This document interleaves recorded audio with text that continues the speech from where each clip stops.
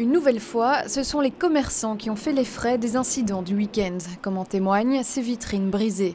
Hier, certains d'entre eux avaient reçu des consignes précises de la police en fin d'après-midi.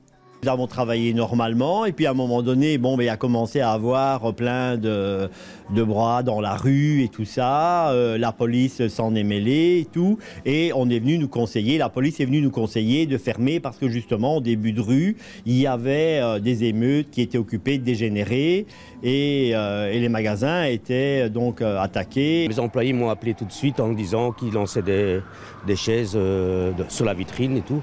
Même si les dégâts matériels sont cette fois-ci limités, les dégâts psychologiques, eux, se font sentir. À l'approche des fêtes, ces nouvelles émeutes plombent le moral des commerçants du haut de la ville. Ça doit effrayer certainement les gens, mais ça ne doit pas les empêcher de venir sur Bruxelles, parce que sinon c'est une ville morte. Donc c'est vrai que c'est dangereux, qu'il faudrait peut-être plus de policiers dans les rues. L'impact, c'est surtout que les gens ont une psychose de circuler normalement et tout ça, et que nous, ça fait baisser le chiffre d'affaires, évidemment, c'est clair, voilà. Dans le quartier Louise, calme ce dimanche, difficile d'imaginer l'ampleur des événements. Parmi les passants rencontrés sur l'avenue, de l'inquiétude, mais aussi un certain fatalisme. Je ne sais pas ce qu'il faudrait faire, je ne comprends pas. On voit des soldats, mais ça c'est pour, je pense, les problèmes de terrorisme.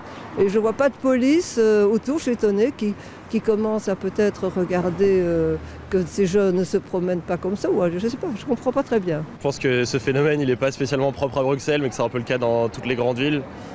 Personnellement, j'habite à Londres et c'est également le cas à Londres, à Paris et un peu dans toutes les grandes villes européennes. C'est la 3e fois en 2 semaines que des émeutes surviennent à Bruxelles. À un mois des fêtes de fin d'année, la situation crée stress et anxiété parmi de très nombreux commerçants bruxellois.